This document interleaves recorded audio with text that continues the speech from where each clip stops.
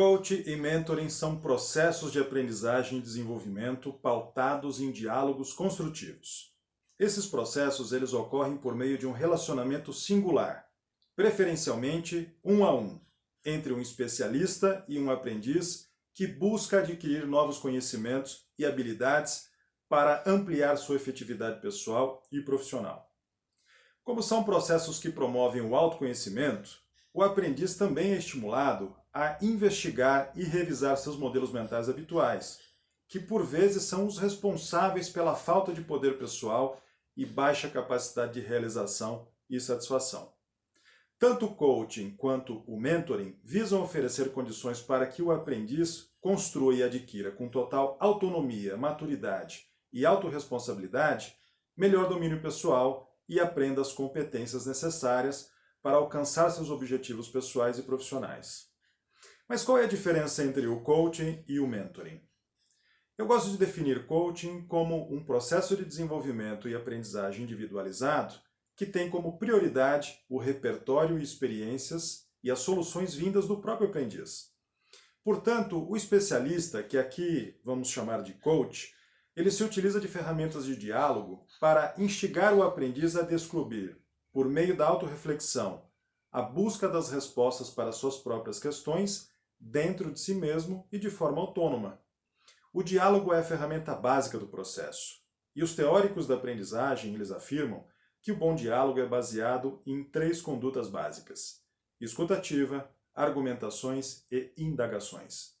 Num processo de coaching, o especialista não deve dar conselhos, nem direcionar e muito menos dar soluções às questões do aprendiz. Há um valor pela indagação, pelo questionamento reflexivo, que busca fortalecer a autonomia do aprendiz e estimula o seu aprender a aprender. Mas não podemos perder de vista que esta forma de aprender não é novidade.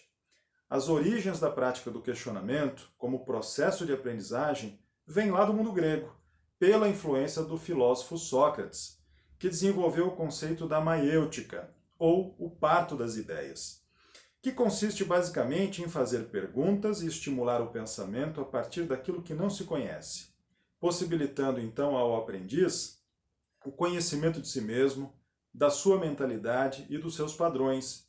E de forma simples, o coach é um diálogo de aprendizado.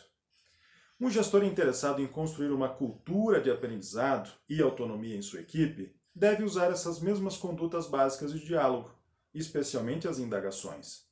Uma pergunta bem elaborada para o liderado tem o potencial de estimular o seu protagonismo, instigando-o a buscar a sua resposta com base na sua própria referência, no seu próprio repertório, na sabedoria interna e na curiosidade. Isso ensina-o a pensar com autonomia e iniciativa. E essa prática, quando dentro de um contexto de um gestor, ela é chamada de leader coach. Mas quando se trata de um processo de coaching mais tradicional, realizado por um profissional de coaching, que segue uma metodologia e envolve uma certa quantidade de sessões, é preciso seguir algumas diretrizes. O ICF, a International Coach Federation, mapeou 11 competências do coach profissional, que buscam padronizar o processo de coaching, visando garantir melhor qualidade e segurança para o cliente. As 11 competências são: 1.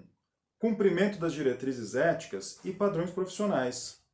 2. O estabelecimento de um acordo.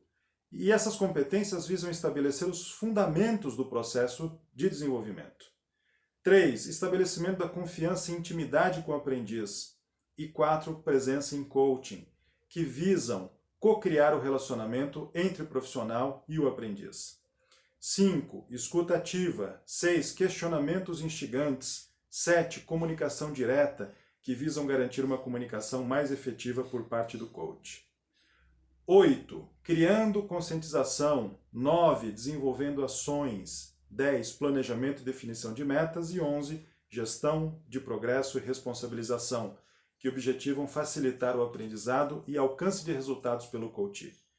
Para ser um coach profissional, é importante ter uma formação específica e dominar essas 11 ferramentas ou competências com maestria. Portanto, não basta ter um certificado. É um processo longo, que exige também a orientação de uma mentoria, de um profissional de coach gabaritado, com mais experiência que você. E o mentoring? Assim como o coaching, o mentoring também é um processo de desenvolvimento de aprendizado individualizado, mas a prioridade é o aprendizado do aprendiz com base no repertório do mentor, que transfere a sua bagagem, seus conhecimentos e o seu know-how para o mentorado. Diferente do coaching, o mentoring exige o que chamamos de senioridade, especialmente definida por uma experiência destacada e relevante naquela área de conhecimento de interesse do mentorado.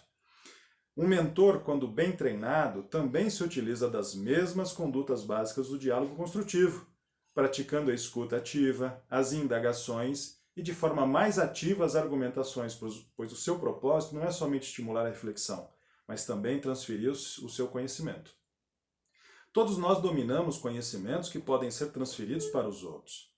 E se nós pensarmos bem, nós vamos descobrir que já praticamos mentoria involuntariamente com qualquer pessoa que temos algum tipo de relacionamento ou influência, como os nossos filhos, sobrinhos, amigos e liderados, na medida em que transferimos os nossos saberes e exemplos de conduta para eles. Da mesma forma, já recebemos conhecimentos e exemplos de pessoas que nos influenciaram, os nossos pais, os nossos avós e os nossos líderes também. Portanto, todos nós já somos mentorados e mentores em nossa essência. Mas na medida em que percebemos o valor dessa prática, podemos realizá-la de forma voluntária e mais consciente, para fomentar o desenvolvimento e aprendizado para os outros e também para nós mesmos. Um mentor, ele exerce determinadas funções ou competências, que quando realizadas de forma consciente, acelera o desenvolvimento do aprendiz.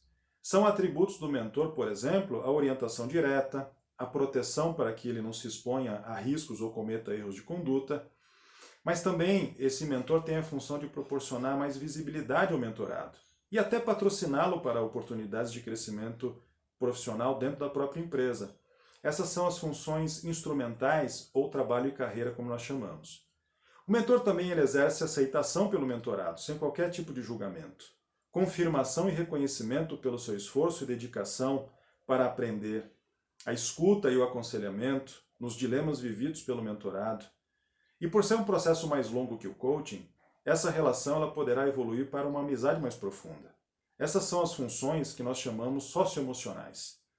E uma outra função muito importante nesse processo é a modelagem, pois pela convivência e a admiração que o mentorado alimenta pelo mentor, este passa a ser uma inspiração de conduta pessoal e profissionalismo, tornando-se um exemplo de vida para o mentorado. Eu espero que este vídeo contribua para o seu entendimento desses dois processos de desenvolvimento e aprendizagem, que certamente reúnem diferenças e semelhanças bastante peculiares. Tudo de bom para você e até a próxima.